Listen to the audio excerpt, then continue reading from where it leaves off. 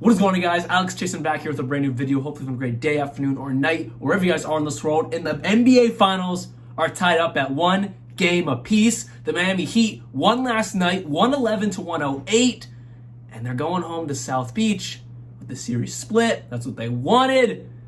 And can the Miami Heat truly take over this series now going home? Let's talk about it. Not to pat myself on the back, but I'm going to pat myself on the back saying, I said it in my last video about the finals, the Miami Heat were going to win game 2. I wasn't overly confident about it. Yes, 100% chance the Miami Heat win, but I thought they were going to make key adjustments. And like I said in my last video, if Miami shoots well from behind the arc, they have a very, very good chance to win games in any game they're playing, but especially right now, they can win some big games if their shooters are shooting. And last night, they were on 48% from 3 and 48% from the field. Versus last game, they shot 33% from 3 and 40% from the field. That margin makes a huge difference, and that's what won them the ball game. In game 1, Max Strus, Duncan Robinson, and Caleb Martin combined for 6 total points. While last night, Caleb Martin, something's wrong with him. I don't know if the moment's too big for him, but he didn't have his best game. He only had 3 points on 1 for 3 from the field. Whereas we all know in the Eastern Conference Finals, he was basically their number 1 option after Jimmy Butler. So very interesting to see him not really putting up as many shots. But Max Strus, 14 points. Duncan Robinson, 10 points. And all of his 10 points came in the fourth quarter when Miami pulled away with the ball game.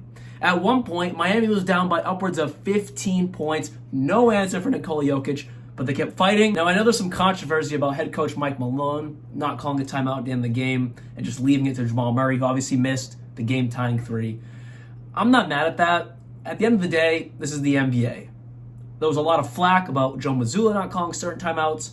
I agree with that because they were in certain situations where Miami, or even against Philly and Atlanta, the whole season, they were just going on runs, and Joe wasn't calling timeouts. This situation is different. It's the end of the game. You don't want Miami to be able to set up a defense. You don't want to be able to scheme, for trying to figure out what type of play they're going to run. I understand it.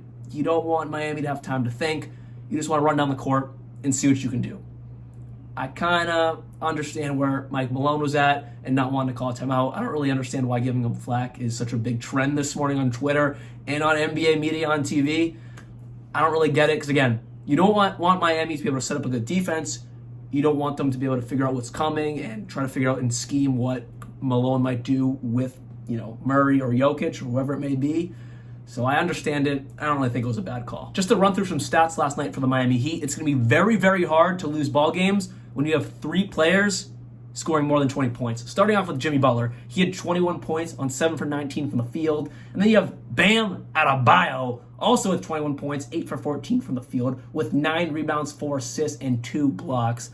And then Gabe Vincent, who seems to be the lone star from beginning to end, who has continuously played fantastic. Because guys like Duncan Robinson and Max Strus, they've kind of fallen off at times and then have gotten a little better. But no, Gabe Vincent seems to be the undrafted guy who has continuously popped off. Last night, he had 23 points, 8 for 12 from the field, 4 for 6 from 3, 3 assists, and 2 steals. Talking about playing the best when it matters the most. You want to go back to South Beach where the series tied 1-1? Well, Gabe Vincent led the Miami Heat, along with Bam and Jimmy, to do so. Now for Denver, everyone kind of had a crummy game in one area or another. Yes, Jokic had 41 points, but he had 5 turnovers.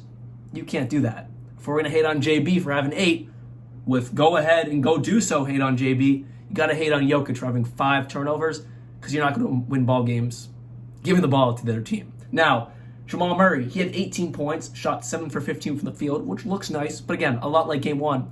Not the best from behind the arc, 3 for 8. You got to be shooting a little bit better from that. If you're going to put up 8 shots, you got to be making 4 or 5. With that said, Murray continues to play well as a facilitator with 10 assists and also on defense with 1 steal.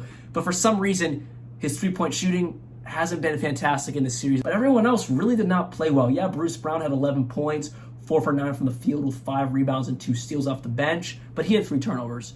If you're playing 27 minutes, you can't have 3 turnovers. It's one thing if you're playing 40-plus minutes and you have 3-plus turnovers. Maybe I can see it. Still no excuse for Jokic, but yeah, you can't be doing that if you're Bruce Brown. But everyone else really did not play well at all. MPJ keeps chucking up the threes, 1 for 6. I think he was 2 for 11 in game 1. Now, with that said, the Miami Heat did give Denver their first home loss of these playoffs. That is wild to think about. They played the Timberwolves, then they play the Suns, and they play the Lakers, and none of them could win in Denver, but the Miami Heat could. That just shows the discipline, the coaching, and just the culture Miami has to be able to do that. Because on paper, maybe they're better on paper than the Timberwolves, but I don't know. Cat and Ant and that depth there, I kind of like a little bit more on paper. Obviously, I'm rolling with the Heat in real life, but on paper, I think I like the Timberwolves' makeup of a roster a little bit better. With that said, the Miami Heat have done it. And it goes back to that Miami Heat culture and what they have there with Spoelstra, Pat Riley, Jimmy. It can continue to roll. Like I said, I got Denver in 6. I cannot see this going to 7 like I've said in my preview of the finals, but I also can't see Miami going down without a huge fight in every single game, and that's what happened last night, and the shooters were shooting, and they came out on top. Hopefully you guys did enjoy this video. I'll be back very soon, and like always, peace out.